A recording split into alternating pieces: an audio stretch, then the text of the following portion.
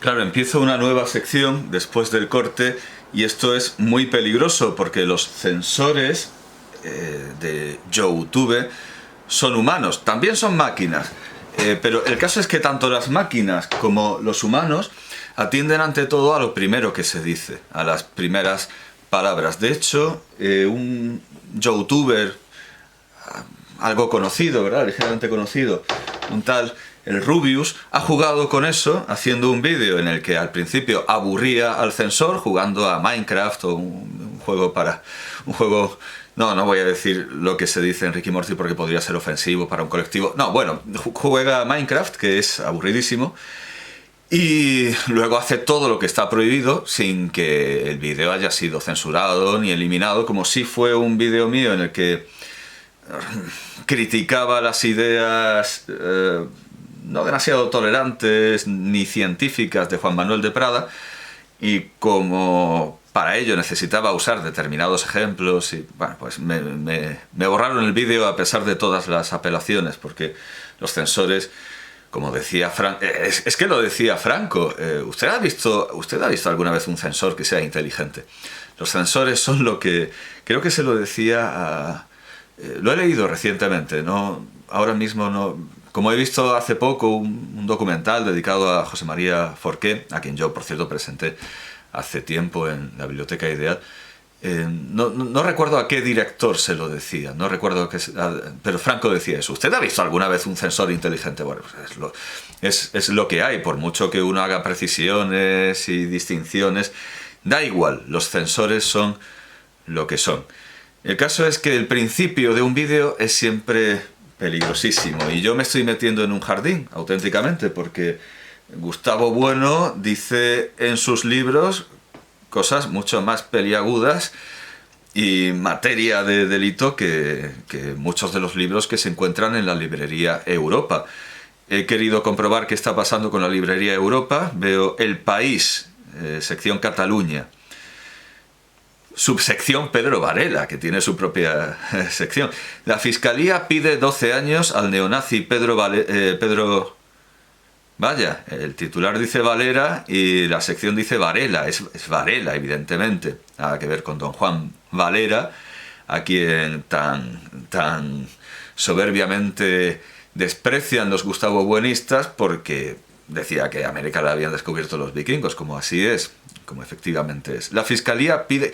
Y decir esto no nos une a Pedro Varela, ni a ninguna hermandad aria, ni nada parecido. Es que es así, las cosas son como son. El argumento de este sujeto además político y cargo electo, me parece que es Iván Vélez, el argumento de que si dices que los vikingos descubrieron América, eres un nazi, no hay por dónde cogerlo. Si dices que se puede desposeer a una persona de su condición de persona y convertirlo en un humano cero o en un chimpancé, entonces sí eres un nazi. No si dices que los vikingos descubrieron...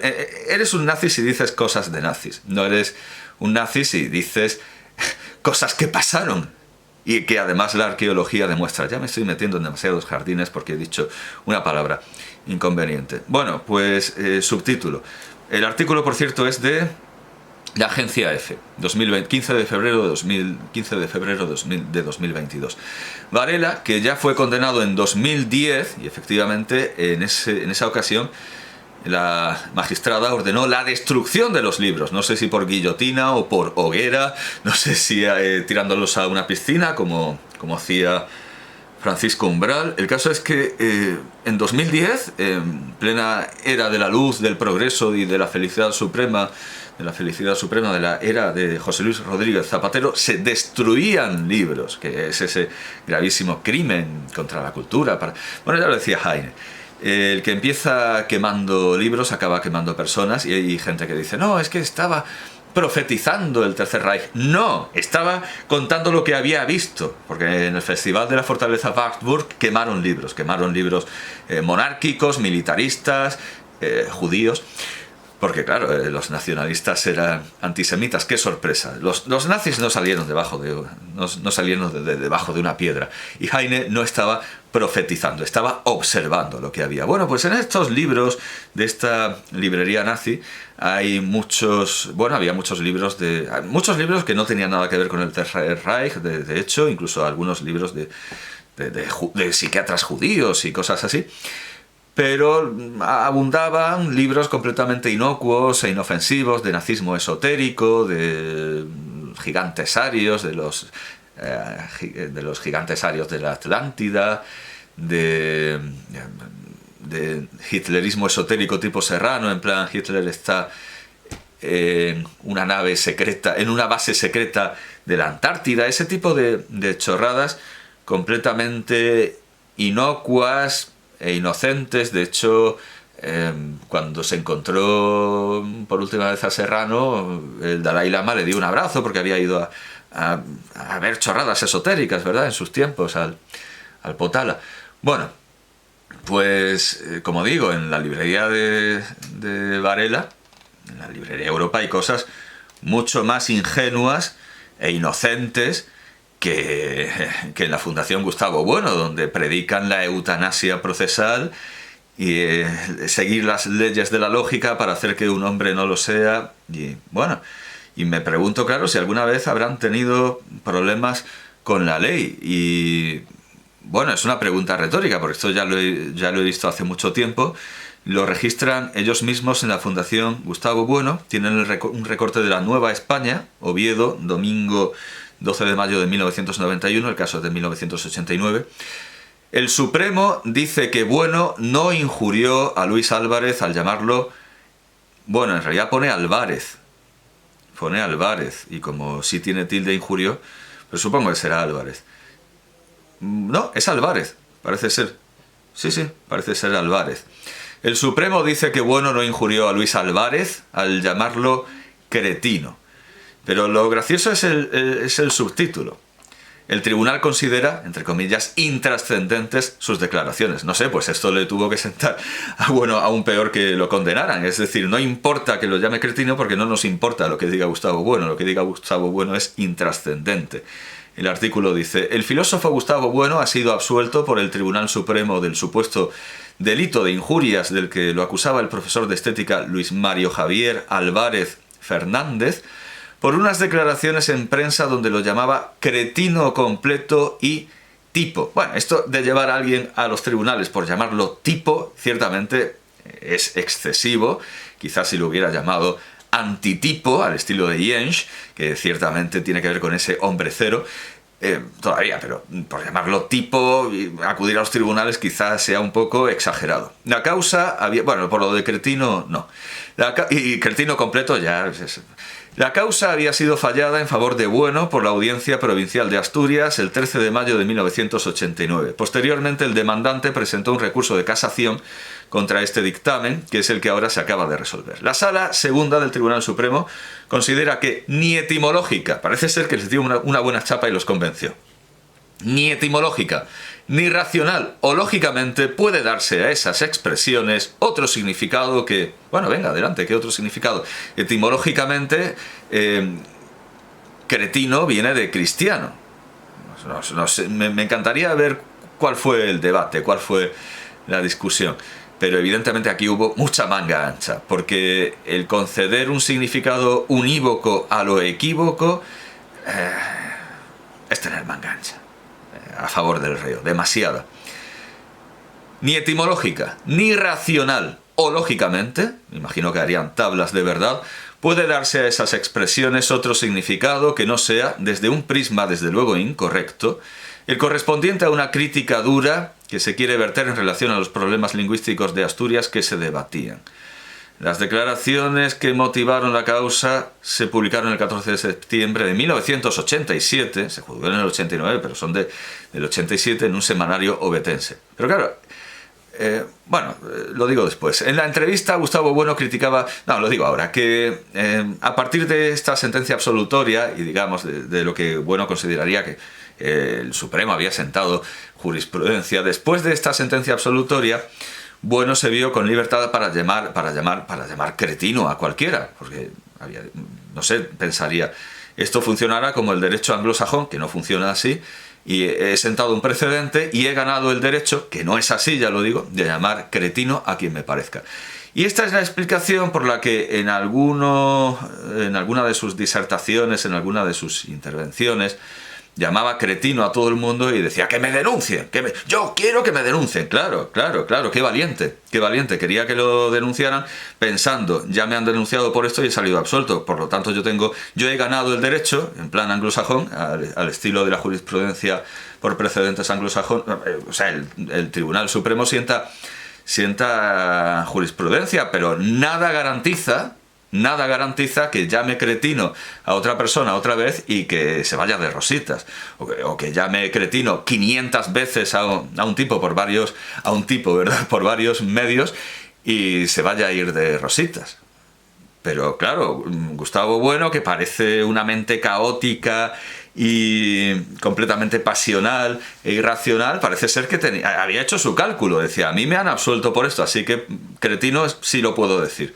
Cretino sí. Claro, es que aparte de una idea muy curiosa de lo que es un psicologismo o no, los vikingos descubrieron América, es un psicologismo, tu puta madre es gilipollas, no es un psicologismo, es un hecho comprobado, constatado, es un hecho científico, es una verdad objetiva. Aparte de esa extraña idea que tienen los Gustavo Buenistas de lo que es un psicologismo y un hecho objetivo, también tiene una idea muy curiosa de lo que es un insulto, porque a mí me asombra que esta gente tan profundamente maleducada sea capaz de llamar maleducados a otros y decir que los insultan por decir cosas tan neutras, tan bien intencionadas o tan neutrapélicas como que Gustavo Bueno es un personaje extravagante o peculiar. Pues he visto en estas revistas donde ponen como hoja de perejil, como chupa de dómine a todo el mundo, con toda variedad y una amplia gama de descalificativos, tanto soeces, tanto vulgares, como coloquiales, como medianamente cultos. He visto que llamaban a esta misma gente por cuyas boquitas sale de todo, salen sapos y culebras, pues estaban muy ofendidos porque tal o cual escritor, Villacañas, por ejemplo, porque Villacañas había llamado extravagante o peculiar a Gustavo Bueno, y entonces era un maleducado, lo estaba insultando y estaba rompiendo las reglas del debate. Bueno, yo creo que han pasado los minutos iniciales y puedo seguir con el discurso tal como lo tenía planteado, pero es que, claro, efectivamente, Bueno me está haciendo meterme por jardines que no le gustan a YouTube ni a la legislación vigente. Con todo, yo por supuesto, y quizá es el momento de decirlo como a mitad de vídeo, yo apoyo incondicionalmente que haya librerías donde se pueda comprar de todo.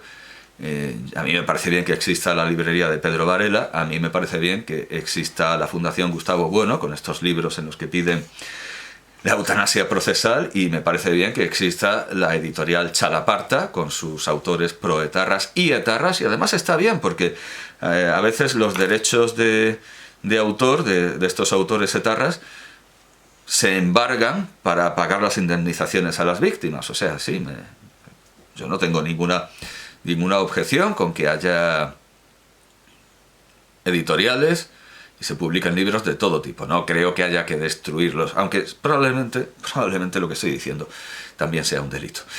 También decir que me parece mal que se quemen los libros de Pedro Varela, que, como digo, muchas veces son más inocentes que los de... infinitamente más ingenuos e inocentes que los de Gustavo Bueno. Seguramente el decir que no me gusta que se quemen libros sea un delito. Bueno, en fin, sigo leyendo mi nota tal como la tenía estructurada. No me detendré en la falta de empatía y educación, de caballerosidad. Me he visto obligado a hacerlo por consideraciones legales, por imperativo legal casi.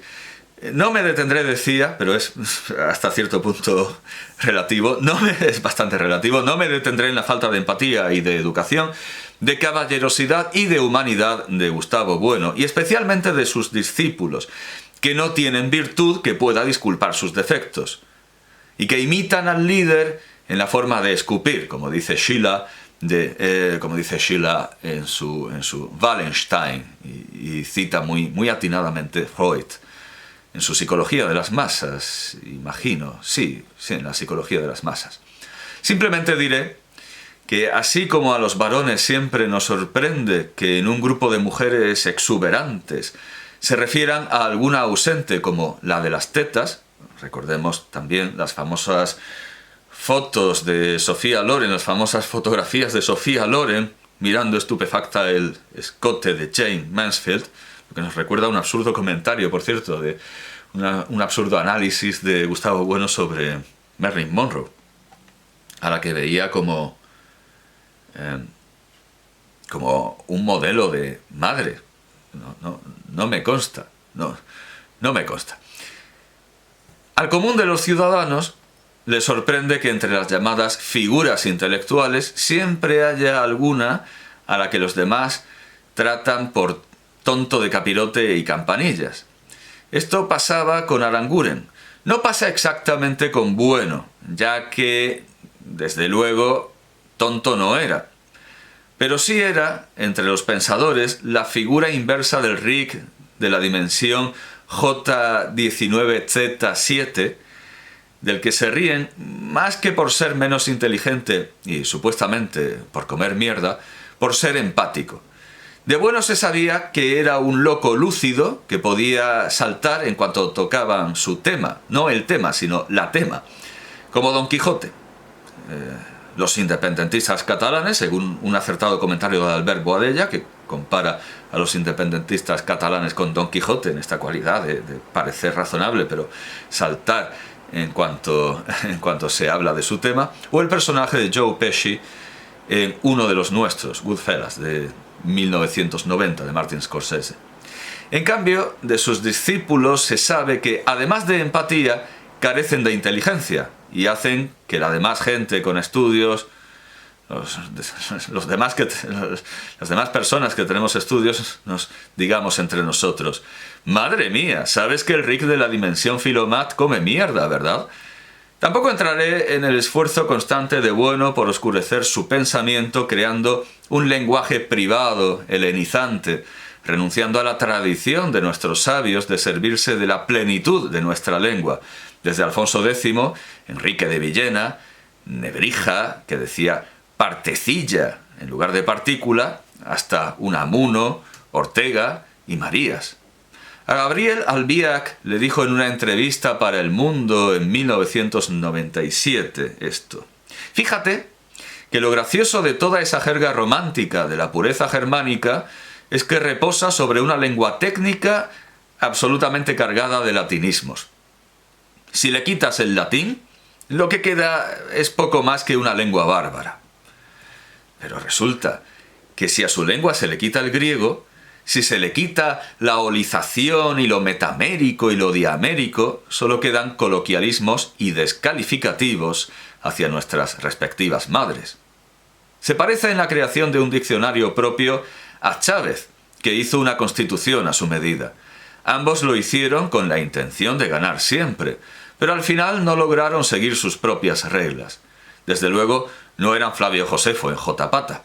Lo urgente es considerar otra declaración presente en la entrevista para La Vanguardia de 1999, y no todos estos pequeños problemas que pueden considerarse anecdóticos, como lo de que quiera organizar un genocidio. Todo esto filosóficamente es secundario y casi anecdótico. Dice en la entrevista con La Vanguardia en 1999: soy marxista y platónico. Soy un católico ateo. Un posible eco de La verbena de la paloma, cuando don Hilarión canta: soy un dandy, soy un bribón, nadie dirá lo que soy yo. Gustavo Bueno puede decir que es un círculo cuadrado o un trozo de madera hecho de hierro, pero no por eso va a ser verdad. Paradójicamente, sus discípulos se ríen de los varones que se autoperciben mujeres y viceversa, cuando no hay en esto imposibilidad lógica, como sí la hay en la autopercepción de su maestro. Comparé la acertadísima revelación de Bueno sobre Carlos Fernández Liria, con el momento en que la protagonista de Mi querida señorita de Jaime de Armiñán, de 1972, se dispone a enfrentarse al diagnóstico que le va a dar el médico, diciendo que es una mujer muy fuerte y muy valiente, que puede soportarlo, puede escuchar lo que sea. Es una mujer muy fuerte y muy valiente. Y el médico le responde que sí, que es muy fuerte y muy valiente, pero no es una mujer. Es José Luis López Vázquez. Pues bien, Carlos Fernández Liria será muy comunista y muy bolivariano, pero no es materialista. Es un kantiano. Pero igualmente, Gustavo Bueno debió aceptar el diagnóstico de su materialismo autopercibido que le dio Gonzalo Puente Ojea en su crítica al materialismo filosófico de Gustavo Bueno. Una cosa es cómo empieza uno y lo que se propone, y otra cómo termina.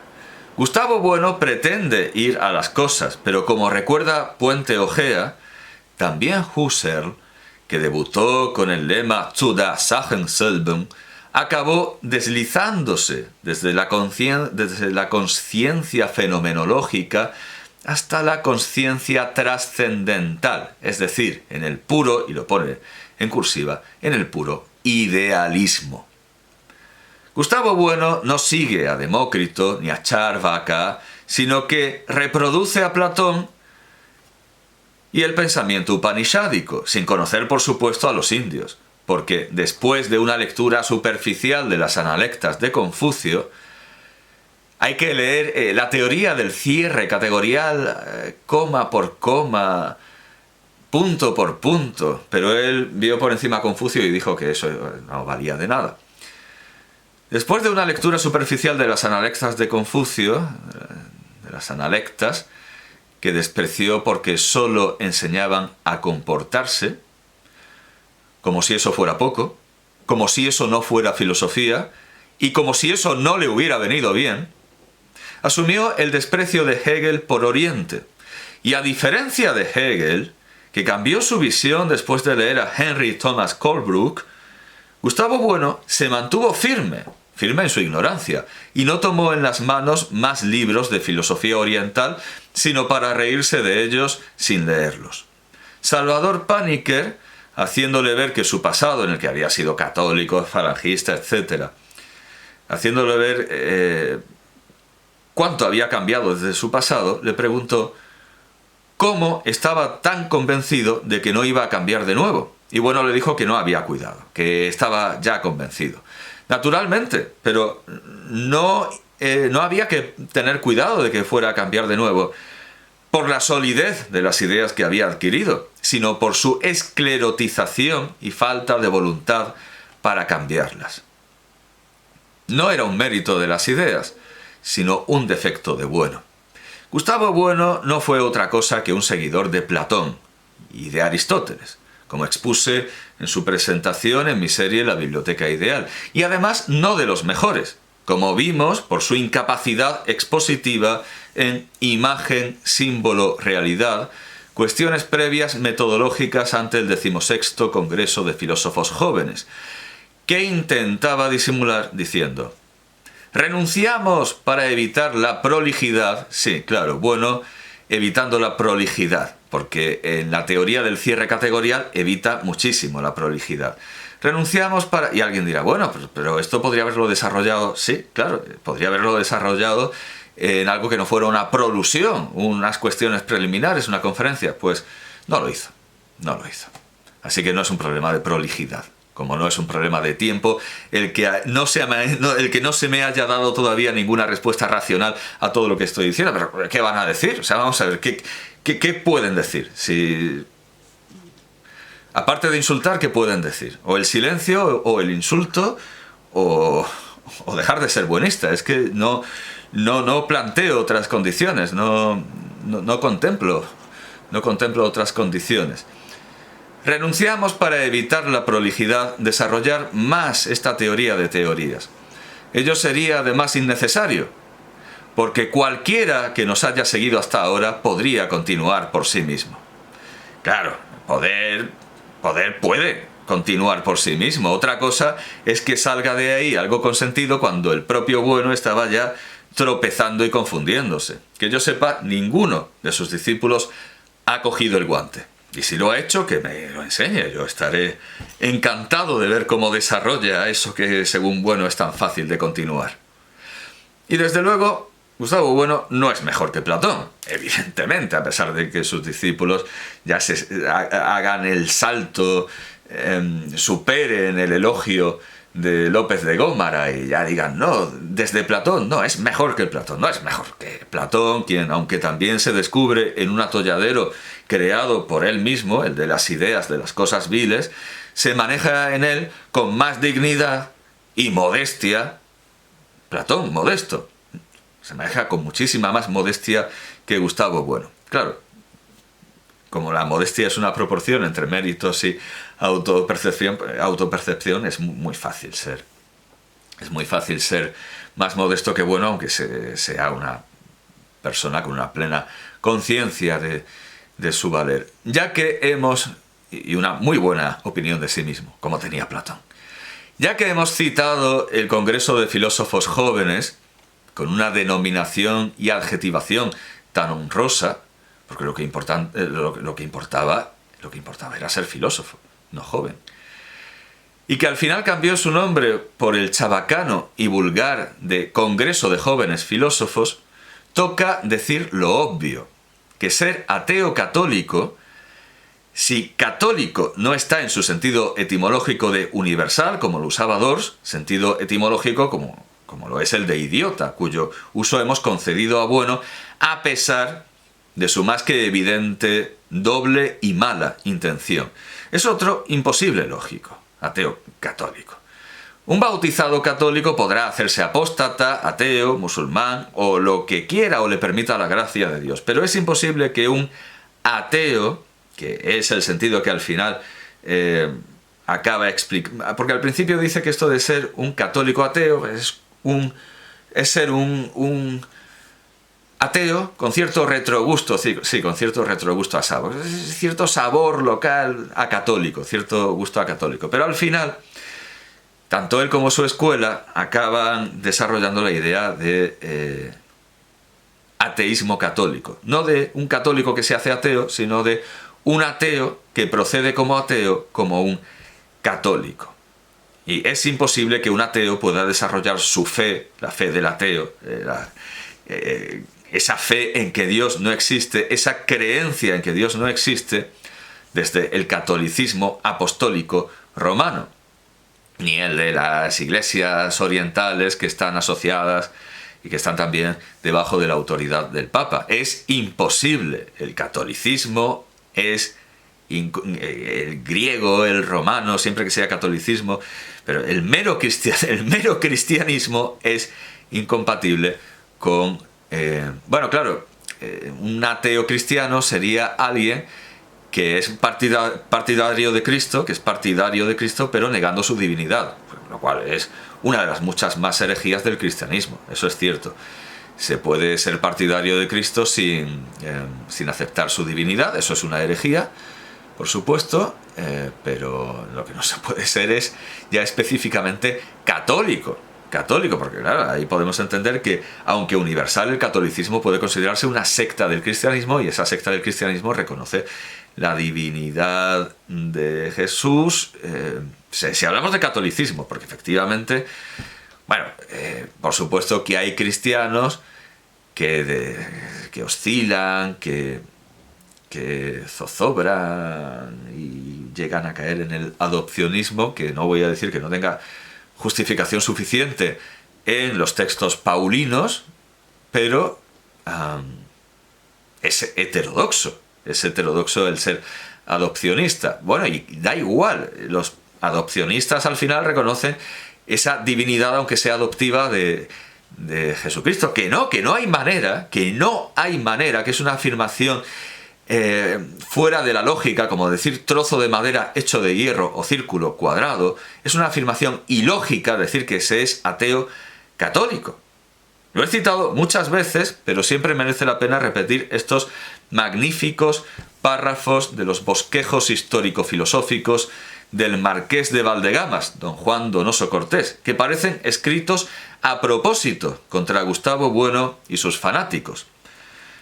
Dice así, el Marqués de Valdegamas: como se ve, todo el artificio inventor de las escuelas racionalistas se resuelve en poner una negación al lado de cada una de las afirmaciones católicas y en contradecir perpetuamente las creencias universales del género humano. Dios ha afirmado que Él es Dios y que Dios es la perfección infinita. El racionalismo